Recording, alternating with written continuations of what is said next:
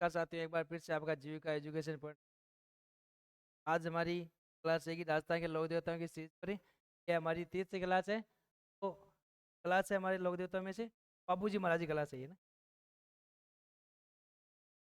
लोक देवता कौन से? बाबूजी। आज हम बात करने वाले बाबूजी के बारे में। बाबूजी का जन्म हुआ था राठौड़ परिवार में। ये क्या थे? ये राठौड़ थे।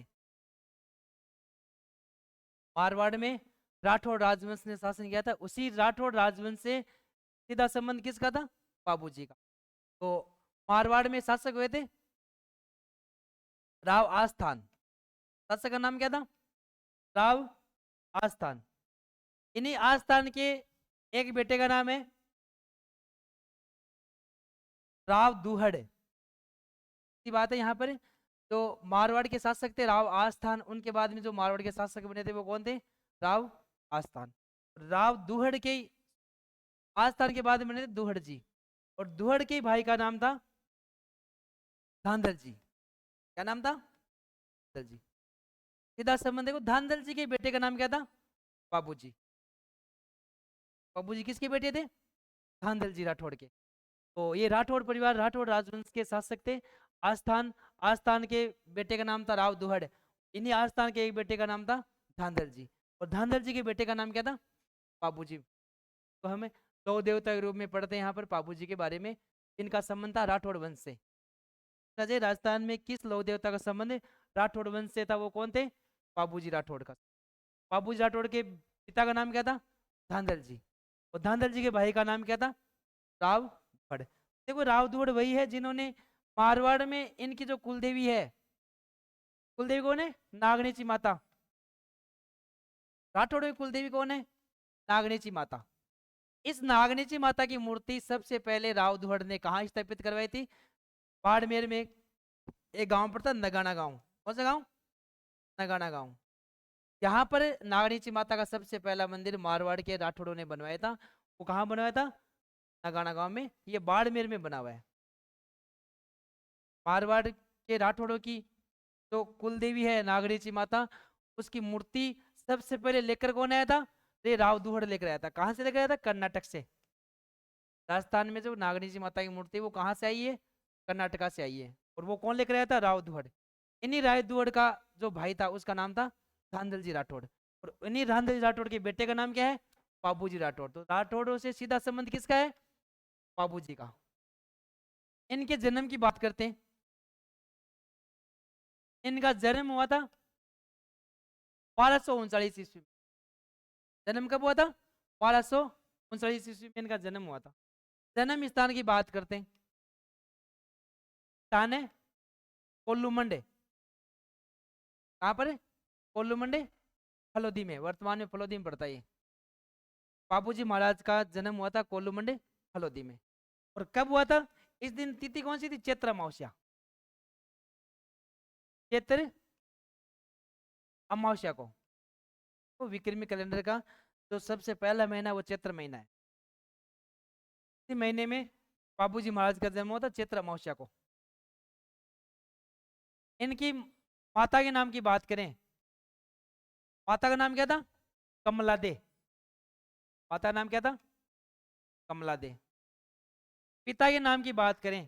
पिता का नाम हम यहाँ पर देख चुके हैं। पिता का नाम था धांधल जी। तो राव दुहड़ के भाई थे धांधल जी। इनके पिताजी का नाम था धांधल जी राठौड़। क्या नाम था? धांधल जी राठौड़। इनके भाई का नाम की बात करें के भाई के बारे में। के भाई का नाम था, बड़ा भाई था बुड्ढो जी। क्या नाम था? बुड्ढो जी। तो बुड्ढो जी का विवाह था गुजरात। का ससुराल कहाँ पर था? गुजरात में इनका ससुराल था। गुजरात में इनका ससुराल, जब केसर देवी इनकी पत्नी का नाम था। और इनके बेटे का नाम क्या था? रूपनाथ। क्या नाम था? नाथ। तो रूपनाथ भी देखो यहाँ पर राजस्थान में लौ देवता के रूप में पूजे जाते हैं। यहाँ पर राजस्थान में इसको रूपनाथ के नाम से जानते हैं, तो हिमाचल प्रदेश में इनको बालकनाथ के रूप में इनकी पूजा होती है। इनकी नाथ जी की। तो रूपनाथ जी किसके बेटे थे? बुड्ढो जी के। बुड्ढे जी किसका भाई है? बाबू जी का बड़ा भाई है। सीधी बात है, बुड्ढो जी और बापू जी का संबंध मारवाड़ में किस वंश से रहा है? राठौड़ वंश से रहा है। ये मारवाड़ क्षेत्र के लोग थे, राजस्थान के बड़े लोग देवताओं में से एक है बापू जी। बापू जी राजस्थान में पंचपीरों में से एक है। इससे पहले हमने 2 पंचपीर पढ़ लिए थे, पंचपीरों में 2 रामदेव जी को पढ़ा था और गोगा जी को पढ़ लिया था। आज हम किसको पढ़ रहे हैं? बाबू जी को। अब इनके बहन की बात करें, बाबू जी की बहन का नाम, वो नाम था इसका पेमदे या कौन देवी। ये इनकी बाबू जी की बहन का नाम है। और इनकी बहन का जो विवाह हुआ था वो हुआ था जायल के शासक, देखो जायल के शासक थे जिंदराव खिंची। यहाँ पर जो खिंची शाखा है वो चौहानों की एक शाखा है। तो यहाँ पर जायल के शासक थे जिंदराव खिंची। सीधी बात है, जिंदराव खिंची यहाँ पर बाबूजी क्या लगे? बहनोई। ये जिंदराव खिंची जो जायल का शासक था, ये बाबूजी का बहनोई था। यहाँ पर बाबूजी की जो बहन है पेमदे, उसका विवाह किससे हुआ था? जिंदराव खिंची से, जो कहाँ के शासक थे? जायल के। पाप यहाँ पर बात करते हैं बाबूजी के गुरु की बात। बाबूजी के गुरु का नाम, बाबूजी के गुरु का नाम, ये नाम था समर्थ भारती। क्या नाम था? ये नाम था समर्थ भारती। बाबूजी के गुरु का नाम था समर्थ भारती। यहाँ पर बाबूजी की जो घोड़ी यहाँ पर देखने को मिलती है, घोड़ी का नाम,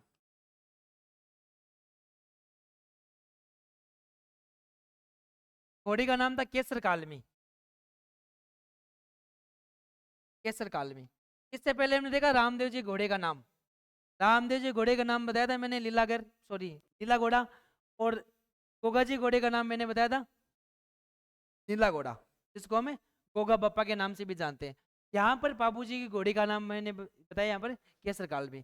इससे पहले गुरु के बारे में बात करें, रामदेव जी के गुरु का नाम मैंने बताया था बालकनाथ। और इधर गोगा जी गुरु का नाम मैंने बताया था, क्या नाम बताया था? गोरखनाथ। और यहाँ पर बाबूजी गुरु का नाम क्या है? समर्थ भारती। इनकी पत्नी की बात करें, पत्नी का नाम, बाबूजी की पत्नी का नाम, ये थी अमरकोट की राजकुमारी। अमरकोट की राजकुमारी थी। और इसका नाम था, क्या नाम था? फुलमदे। बाबूजी की पत्नी का नाम क्या था? फुलमदे। इनका एक नाम और मिलता है, प्यारदे। क्या नाम था? प्यारदे। देखो सुप्यारदे को रावण की बहन, रावण की बहन थी शूर्पणखा। रामायण में देखा होगा, रामायण में जब राम लक्ष्मण और सीता वनवास के समय यहाँ पर रावण की बहन, जब उसको पता चलता है कि यहाँ पर 2 राजकुमार बड़े सुंदर आए हुए उनके राज्य के पास में, तो शूर्पणखा वहां पहुंचती है। तो मैं लक्ष्मण ने उसकी नाक काटी थी ना, वही शूर्पणखा अवतार कौन मानी जाती है? ये शूर्पणखा का अवतार।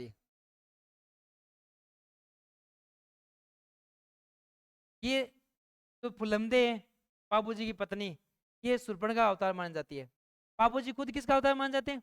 बाबूजी के उपनाम की बात करें, बाबूजी का उपनाम हम देख रहे हैं यहाँ पर, तो इनको लक्ष्मण का अवतार मानते हैं। किसका अवतार? लक्ष्मण का अवतार। बाबूजी को किसका अवतार माना जाता है? लक्ष्मण का अवतार माना जाता है। और ये जन सामान्य के रूप में लोकप्रिय होते जन सामान्य के रूप में ये लक्ष्मण का अवतार मानते हैं इनको। ऊंट रक्षक देवता इनको मान जाता है, ऊंट रक्षक देवता। इनको प्लेग रक्षक देवता मानते हैं, प्लेग रक्षक देवता, प्लेग रक्षक देवता। और इनको गोरक्षक देवता के रूप में पूजा, गोरक्षक देवता, कि इन्होंने अपना जो अमूल्य योगदान है वो गाय की रक्षा के लिए दिया था। इन्होंने अपने प्राण गाय की रक्षा के लिए गवा दिए थे, गोरक्षक देवता।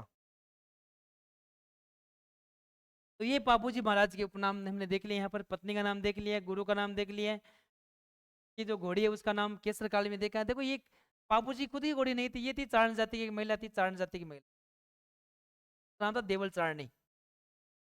देवल चारणी की एक घोड़ी है जिसका नाम क्या है? केसर कालमी। और ये बाबूजी जब विवाह करने जाते हैं उस समय ये घोड़ी अपने साथ लेकर जाते हैं। अब देखो यहाँ पर बापूजी महाराज के जो अमूल्य जीवन है उसके बारे में बात करते हैं, कौन सा योगदान आता है इनका उसके बारे में बात करेंगे।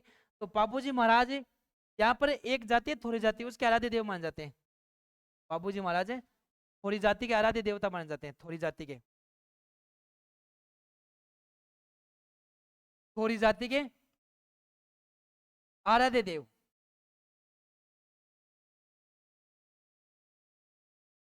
तो राजस्थान में ऊंट के बीमार होने पर यहाँ पर रामदेव जी बाबू जी की पूजा की जाती है। यहाँ पर ऊंट के स्वस्थ होने के बाद में यहाँ पर बाबू जी के जो फड़ है उसका वाचन किया जाता है, बाबू जी की फड़ का वाचन, बाबू जी की फड़ का वाचन। ये नायक जाति के भोपे करते हैं, नायक जाति के भोपे,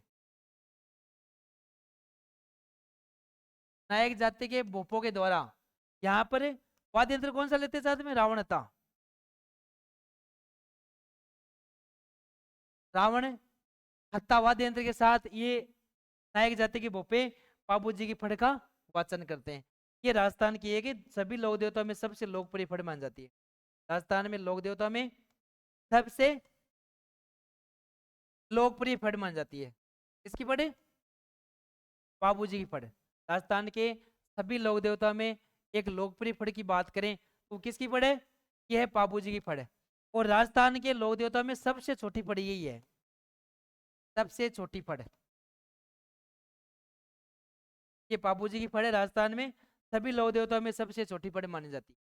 यहाँ पर राजस्थान में सबसे लंबी फड़ की बात करें लोक देवताओं में, वो देवनारायण जी की फड़, देवनारायण जी फड़।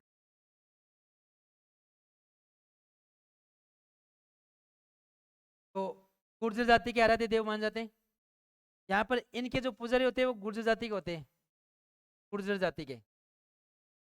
और इन्हीं गुर्जर जाति के भोपों के द्वारा जंतर वाद्य यंत्र के साथ में, कौन सा वाद्य यंत्र? जंतर वाद्य यंत्र के साथ में हमारे यहाँ पर देवनारायण जी की फड़ का वाचन किया जाता है, जो राजस्थान में सबसे लंबी फड़ मानी जाती है। यहाँ पर बाबू जी महाराज की जो फड़ है वो राजस्थान में सबसे छोटी फड़ है, लेकिन राजस्थान में सबसे लोकप्रिय फड़ मानी जाती है।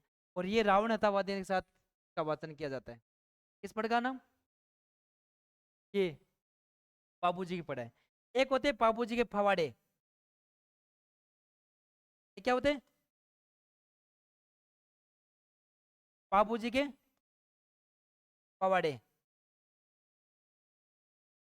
ये माठ वाद्य यंत्र के साथ किया जाता है, माठ वाद्य यंत्र के साथ में, माठ वाद्य यंत्र के साथ में बाबू जी के फवाड़े पहुंचे जाते हैं।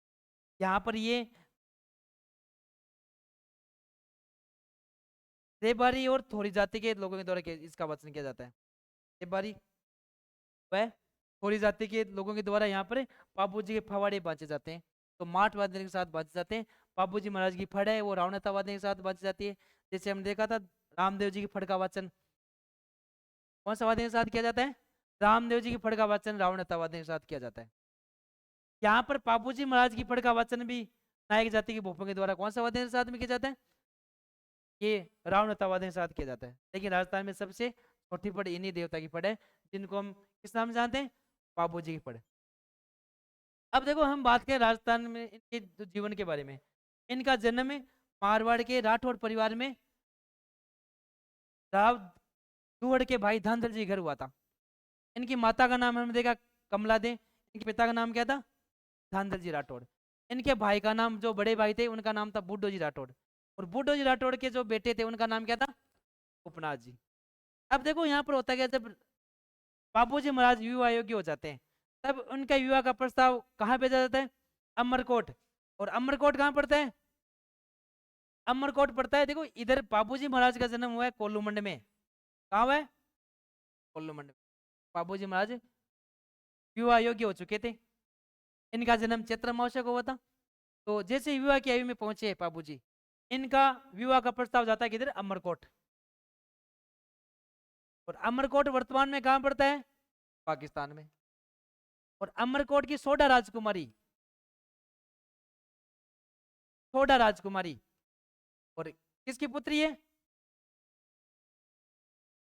सूरजमल सोडा की बेटी है। सूरजमल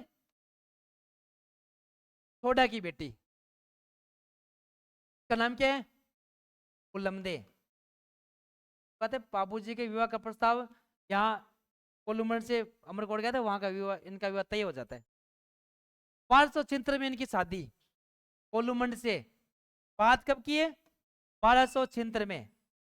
तो बाबूजी का जन्म हुआ था 1239 में, और इनका विवाह कब किया जा रहा है?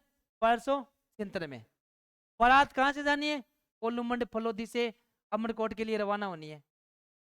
अब ये बाबूजी महाराज को विवाह जब होता है तो उस समय दूल्हे के लिए उनके सामने कई ऑप्शन होते हैं, जैसे अलग अलग संसाधन जुटाने होते हैं उसके लिए।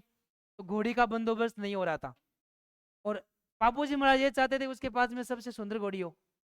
तो यहाँ पर बाबूजी के सहयोगी थे तांदा डामा, तांदा और डामा। ये यहाँ पर बाबूजी क्या थे? सहयोगी, ये मित्र थे। जब बाबूजी से अच्छी घोड़ी बाबूजी को मिल नहीं रही थी, विवाह के लिए चाहिए थी उनको, तब उनकी नजर में, देखो इनकी नजर में एक घोड़ी थी, और वो घोड़ी किसके पास थी?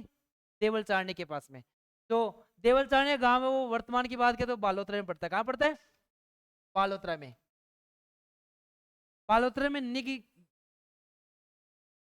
गिनगिये गांव में पड़ता है। बालोतरा गिनगिये गांव में, यहाँ पर देवल चारने का निवास स्थान था। अब चांदा डामा ने बाबूजी को सुझाव दिया कि आपको जब घोड़ी नहीं मिले तो एक घोड़ी हम बताते हैं आपको, और बड़ी सुंदर घोड़ी है हमारे इस मारवाड़ क्षेत्र की, एक सबसे सुंदर घोड़ी जो है वो किसके पास में? वो देवल चारनी के पास में। तब तांदा डामे के सुझाव से बाबूजी महाराज वो घोड़ी किसके पास जाते हैं मांगने के लिए? देवल चारनी के पास। ये देवल चारनी के पास जाते हैं, देवल चारनी के पास में।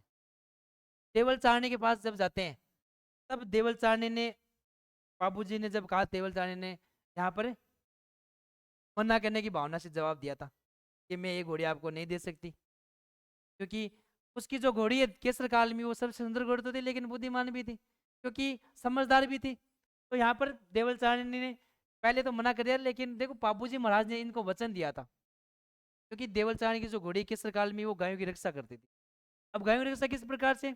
जैसे ग्वाले गायें लेकर जंगलों में चराने के लिए जाते हैं, घोड़ी भी साथ में जाया करती थी। जैसे गायों पर संकट आता है, तब वो देवल चारणी बड़ी तेज गति से दौड़कर मैसेज भेज दिया करती थी, संदेश भेज दिया करती थी। किसके पास में? देवल चारणी के पास में, कि आपकी गायों पर संकट आ गया है। कि प्राचीन काल में जिस समय ये देवता रहे थे, उस समय गायों की चोरियां ज्यादा होती थी, क्योंकि गाय एक सबसे बड़ा संसाधन माना जाता था।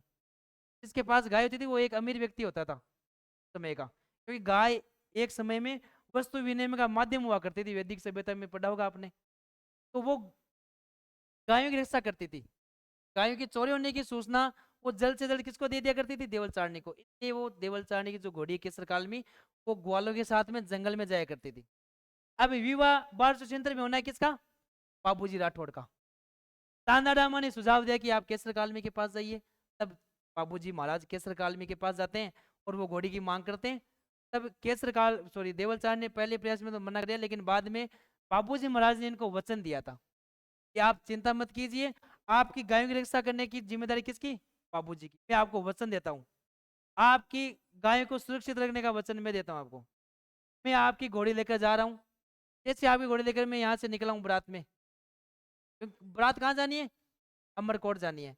जैसे ही मुझे पता चलता है कि आपकी गाय चोरी हो गई है, जैसे मेरे कानों में सूचना पहुंचती है, मैं उसी समय वापस वहीं से मुड़ जाऊँ। जैसे मैं बारात में वहाँ पहुंचा हूँ, वहाँ से वापस लौट जाऊंगा। जैसे मैं तोरण मार रहा हूँ, तोरण मारते समय बीच में छोड़कर आ जाऊंगा। फेरे खा रहा हूँ तो फेरा खाकर बीच में, मतलब बिना ये नहीं कि मैं विवाह संपन्न कर गया हूँ ना। जैसे ये सूचना मिलेगी मैं आपको वचन देता हूँ, मैं आपकी गायों की रक्षा करूंगा। ये बात है, बाबूजी ने यहाँ पर देवल चारणी की गायों की रक्षा करने का वचन दिया था। इसी वचन के एवज में यहाँ पर देवल चारणी ने अपनी घोड़ी का नाम क्या था? केसर कालमी। किसको दे दी थी? बाबूजी महाराज को। तो ये केसर कालमी जो घोड़ी है वो देवल चारणी की घोड़ी है। इस पर बाबूजी महाराज सवार होकर कहाँ पहुंचे थे? अमरकोट में। और अमरकोट में इनका विवाह किससे होना था? पुलमदे से। देखो पुलमदे को बाबूजी महाराज अन्य नाम से जानते, नाम था सुप्यारदे। क्या नाम था? प्यारदे। पुलमदे या सुप्यारदे बाबूजी महाराज की पत्नी का नाम है। वे बारात कोल्लूमंड से रवाना होकर कहाँ पहुंची है? अमरकोट पहुंच जाती है। विवाह कब हो रहा है? 1276 में। हाँ, 1276 में हो रहा है विवाह। बारात पहुंची अमरकोट में।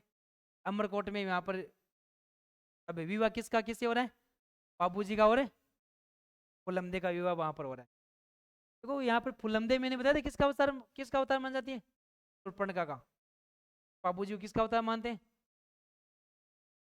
शूर्पणखा। अब देखो ये नहीं कि बाबूजी पत्नी प्यार दे उसको, लक्ष्मण की पत्नी है ना उर्मिला, का अवतार नहीं माना जाएगा। यहाँ पर किसका अवतार माना जाता है? प्यार दे, शूर्पणखा का अवतार कौन है? फुलमदे। अब बाबूजी का और फुलमदे का विवाह हो रहा है अमरकोट में। बारात पहुंच चुकी है यहाँ पर राठौड़ों की, थोड़ाओं के वहां पर बारात पहुंच चुकी है। वहां पर विवाह के समय फेरे होते हैं ना, वो फेरे चल रहे हैं। अब जैसे 3 फेरे पूरे होते हैं, जैसे चौथा फेरा शुरू होता है, तो चौथे फेरे के समय यहाँ पर सूचना पहुंचती है कि किसे? बाबूजी का बहनोई जिंदराव खिंची। देखो कहाँ का राजा है? जायल का। बाबूजी के बहनोई जिंदराव खिंची ने, जब बाबूजी महाराज वो घोड़े लेकर बारात लेकर पहुंच जाते हैं वहां पर, पीछे से देवल चारणी गायें कौन चुरा लेता है? जिंदराव खिंची ने वो गायें चुरा ली। जैसे सूचना पहुंचती है बाबूजी कानों में, तो बाबूजी ने उसी समय फेरे वहीं पर देते बीच। 3.5 फेरा पूरा हो जाते हैं। कितने हो जाते हैं? 3.5 फेरे। चौथा फेरा लेते समय बाबूजी महाराज तब पहुंचते ही बाबूजी महाराज बीच में छोड़ देते विवाह। और वचन में बंधे हुए थे बाबूजी।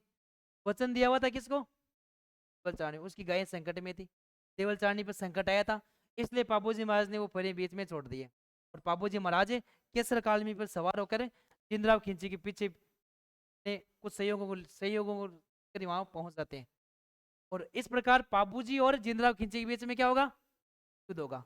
अब बात करते हैं जिंदराव खिंची ने उसकी गायें क्यों चुराई थी? क्या कारण रहे होंगे कि जिंदराव खिंची ने गायें उसकी चुराई है? गायें तो और भी थी, देवल चारणी गायें क्यों चुराई थी? अब बात करते हैं, जिंदराव खिंची को भी वो एक बार घोड़ी चाहिए थी कि मारवाड़ क्षेत्र में सबसे लोकप्रिय घोड़ी का नाम क्या था? केसर काल में। अपने समय की सबसे सुंदर घोड़ी में से एक। हर कोई चाहता कि उसको सुंदर घोड़ी मिले। बाबूजी महाराज राठौड़ राजवंश से थे। जिंदराव खिंची भी राजा था, कहाँ का? जायल का। एक बार ये कहा जाता है कि जायल का राजा जिंदराव खिंची कुछ समय पहले बाबूजी से पहले देवल चारणी से उसकी घोड़ी की मांग करता है कि कुछ समय के लिए क्या चाहिए? आपकी जो घोड़ी है जिसका नाम क्या है? केसर कालमी, वो चाहिए। लेकिन देवल चारणी ने साफ साफ मना कर दिया था। किसको? जिंदराव खिंची। इसलिए यहाँ पर जिंदराव खिंची और देवल चारणी के बीच में क्या शुरू हो गई थी? अनबन शुरू हो जाती। यहाँ पर विवाद इस प्रकार से शुरू होता है कि उसने जब घोड़ी के लिए मना किया, तब जिंदराव खिंची ने बदले की भावना से ये काम किया था। तब जिंदराव खिंची को मना किया और कुछ समय के बाद में बाबूजी ने जो घोड़ी मांगी, तो देवल चारणी ने दे दी थी उसको। इस बात को लेकर बाबूजी से भी क्या हो गई थी उसकी? अनबन हो जाती है। बाबूजी की बारात में नहीं गया था कौन है? जिंदराव खिंची। बाबूजी महाराज बारात लेकर पहुंचते, वहां विवाह हो रहा था, तो बीच में छोड़कर आना पड़ा था। क्यों? क्योंकि जिंदराव खिंची ने बदले की भावना से, क्योंकि जिंदराव खिंची को देवल चारणी ने पहले घोड़ी देने से मना किया था, और वो घोड़ी इसको देने की बजाय किसको दे दी थी? बाबूजी को। इससे नाराज था कौन है? जिंदराव खिंची। तो यहाँ पर देवल चारणी गाय लेकर कौन निकलता है? जिंदराव खिंची। जिंदराव खिंची देवल चारणी गायें चुरा लेता है, और वो गायें चुरा कर देखो देवल चारणी का गांव कहाँ पड़ता है मैंने बता दिया, बालोतरा में। जिंदराव खिंची गायें चुरा कर जब इधर आता, तो एक जगह पड़ती है देंचू। जगह कौन सी है? देंचू। ये पड़ती है फलोदी में। और बात कब की है? 1273 की, विवाह वाले समय की बात है, क्योंकि विवाह बीच में छोड़ रहे थे। और कितने पेरे हो गए थे? 3 पेरे तो कंप्लीट हो गए, चौथा पेरा चल रहा था। देखो आज भी हमारे जो हिंदू समाज है उसमें कितने पेरे लिए जाते हैं? कितने पेरे होते हैं? 4 पेरे। कितने होते हैं? पेरे तो 7 होते हैं, लेकिन वो 3 पेरे किसने पूरे कर लिए थे? बाबूजी ने पूरे कर लिए थे। और आपको पता होगा रामायण में जब लक्ष्मण, राम और सीता वहां पर पंचवटी में बैठे हुए थे, तो वहां पर वो आती है ना कौन है? शूर्पणखा आती है।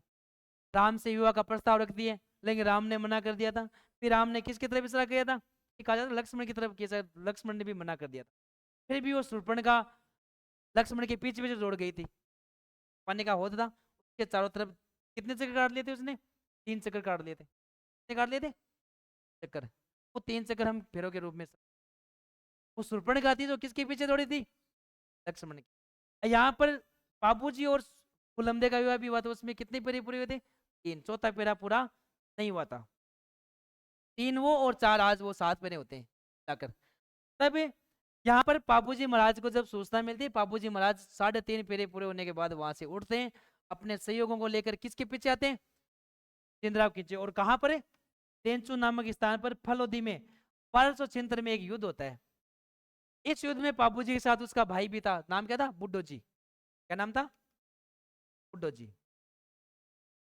और बाबूजी, बुड्ढो जी, बाबूजी और अन्य सहयोगियों के साथ में यहाँ पर क्या हो जाते हैं, वीर गति को प्राप्त हो जाते हैं। यहाँ पर लड़ते हुए क्या हो जाते हैं, वीर गति को।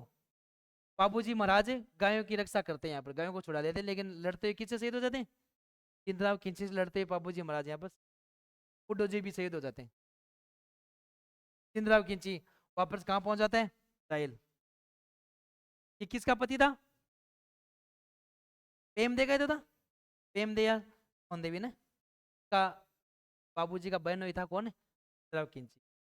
तो यहाँ पर बाबूजी महाराज वीरगति को प्राप्त हो जाते हैं। जब सूचना मिलती है बाबूजी महाराज की वीरगति की, तब उसकी पत्नी कौन है, कुलमदे, कुलमदे बाबूजी की पगड़ी के साथ में क्या हो जाती है, सती हो जाती है।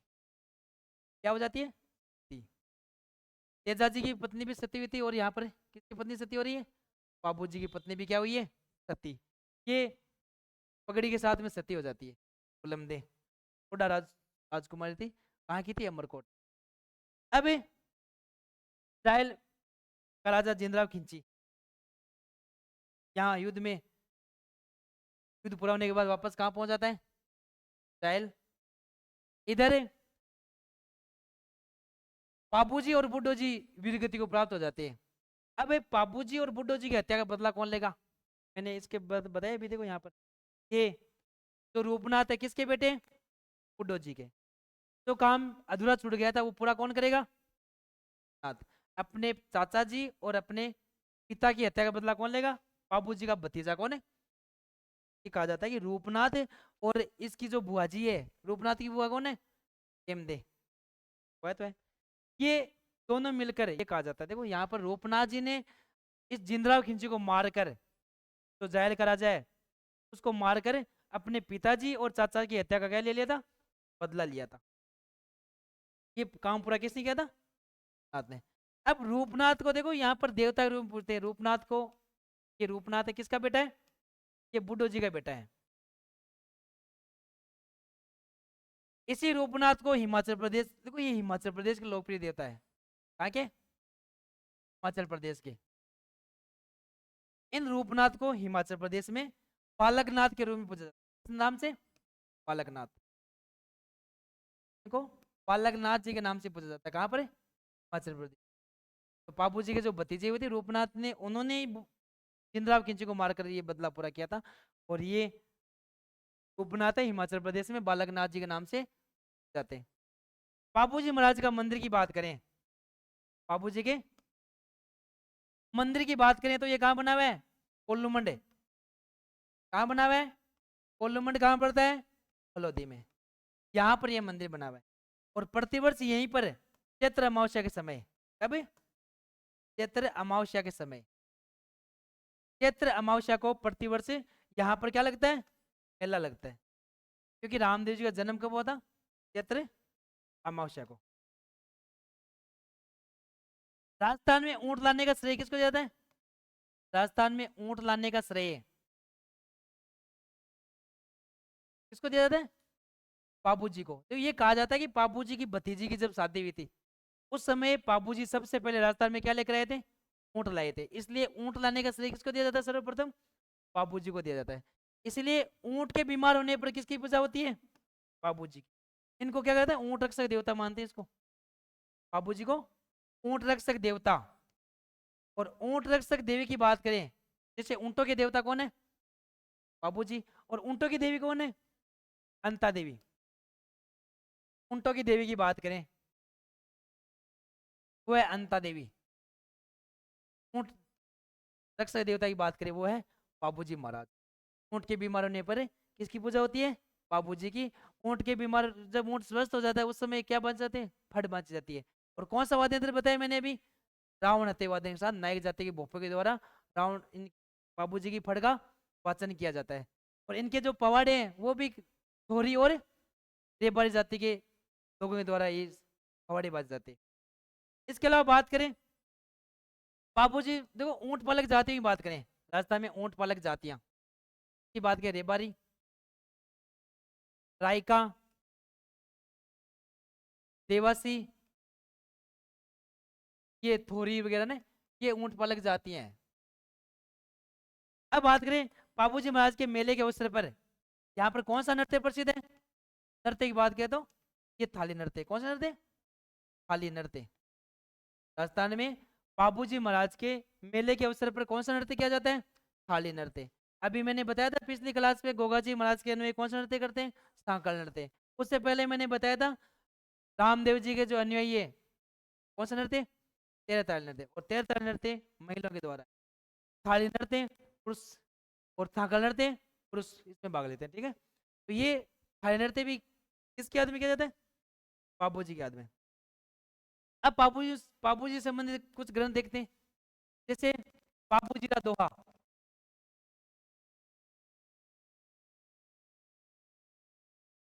बाबूजी का दोहा ये लिखा था लखराज ने, लिखा था लखराज ने। बाबूजी का छंद की बात करें, बाबूजी का छंद इसकी बात करें तो देखो बिट्टू मेहा ने लिखा था। किसने लिखा था? बिट्टू मेहा। एक बात करें बाबूजी की वात, एक ग्रंथ और है, उसका नाम है बाबूजी की वात। क्या नाम है? बाबूजी की वात। ये लिखा लक्ष्मी कुमारी चुंडावत, लक्ष्मी कुमारी चुंडावत ने। तो ये तीन ग्रंथ हमको याद रखने। जैसे बाबूजी का छंद की बात करें, बिट्टू जी मेहा ने लिखा था। बाबूजी का दोहा की बात करें, लखराज ने लिखा था, कवि लखराज। बाबूजी का सोटा की बात करें तो वो लिखा था आसिया मोड़ जी ने, तो लिखा था सोटा। आसिया मोड़ जी ने क्या लिखा था? बाबूजी का सोटा। दोहा किसने लिखा था? लखराज ने। छंद किसने लिखा है? पिट्टू मेहा ने। और बाबूजी की बात किसने लिखी है? लक्ष्मी कुमारी दावत ने। ठीक है, धन्यवाद साथियों।